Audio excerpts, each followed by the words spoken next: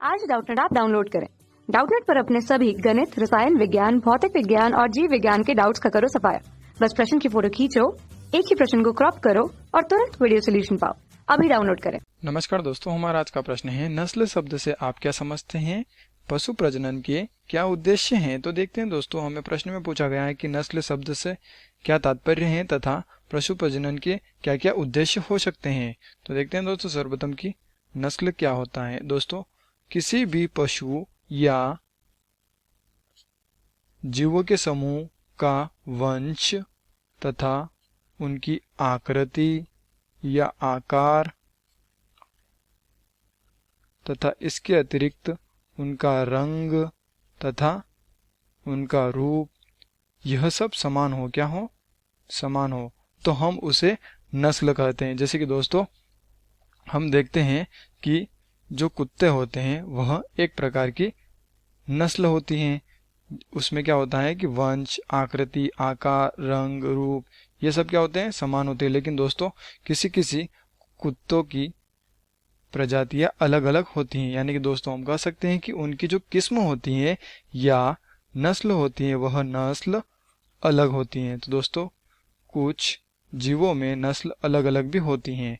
जैसे कि दोस्तों, उदाहरण के लिए हम मान लेते हैं कि पानी में पाए जाने वाली कतला मछली, तो दोस्तों यह एक प्रकार की प्रजाति है जो कि गंगा नदी में अधिक पाई जाती है। और दोस्तों, अब देखते हैं कि शार्क मछली, दोस्तों यह मछली समुद्र में पाई जाती है। दोस्तों, दोनों ही मछली है, लेकिन दोस्तों दोनों की नस्ल अलग अलग है। क्या है? दोनों की नस्ल भिन्न है या अलग है। तो दोस्तों, इसी प्रकार से हम कह सकते हैं कि वंश, आकृति, आकार, रंग, रूप, ये सब समान है, तो उसे हम नस्ल के नाम से जानते हैं। तो आइए दोस्तों, हमें प्रश्न में पूछा गया है और कि पशु प्रजनन के क्या क्या उद्देश्य हो सकते हैं। तो दोस्तों देखते हैं, पशु प्रजनन के उद्देश्य। दोस्तों, उद्देश्य से तात्पर्य है कि उनके प्रति और क्या क्या हम उनसे लाभ ले सकते हैं, उनके प्रति हमारा क्या क्या उद्देश्य हो सकता है। तो दोस्तों, हम सर्वप्रथम देखते हैं कि जो पशु होते हैं या मवेशियां होते हैं उनकी संख्याओं में वृद्धि। यानी कि दोस्तों, हम पहला उद्देश्य लिखते हैं कि पशु की या पशुओं की संख्या में वृद्धि। और दोस्तों, इसके अतिरिक्त अगर हम एक और उद्देश्य देखें तो वह है उनकी उच्च नस्ल द्वारा नए संतानों की उत्पत्ति। यानी कि उच्च नस्ल द्वारा यानी कि दोस्तों, जो अच्छी गुणवत्ता वाली गाय होती हैं उससे किसी सांड से क्रॉस कराया जाता है और जो नए जीव उत्पन्न होते हैं, यानी कि नए संतानों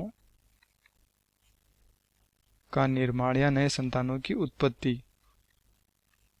और दोस्तों, वह नए संतान कौन से होने चाहिए? उच्च किस्म वाले, यानी उच्च नस्ल वाले।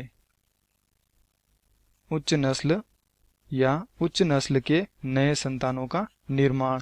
तथा दोस्तों, इसके अतिरिक्त अगर हम एक और उद्देश्य देखें तो वह है गुणवत्ता में सुधार। यानी कि दोस्तों, हमारे जो आर्थिक लाभ होते हैं उन आर्थिक लाभ के लिए काम आने वाले पशुओं में वृद्धि। काम आने वाले पशु यानी कि दोस्तों, उदाहरण के लिए दोस्तों, गाय, भैंस तथा बकरी, दोस्तों यह सब दूध देती हैं। यानी कि दोस्तों, हम कह सकते हैं कि यह हमारे दैनिक जीवन में आर्थिक लाभ देते हैं। तो दोस्तों धन्यवाद, आशा करता हूँ आपको यह उत्तर जरूर समझ में आया होगा। कक्षा 6 से 12वीं से लेकर नीट, IIT, JEE वो एडवांस के लेवल तक 1 करोड़ से ज्यादा छात्रों का भरोसा। आज ही डाउनलोड करें डाउटनेट ऐप या व्हाट्सएप करें अपने सारे डाउट्स 8400 400 400 पर।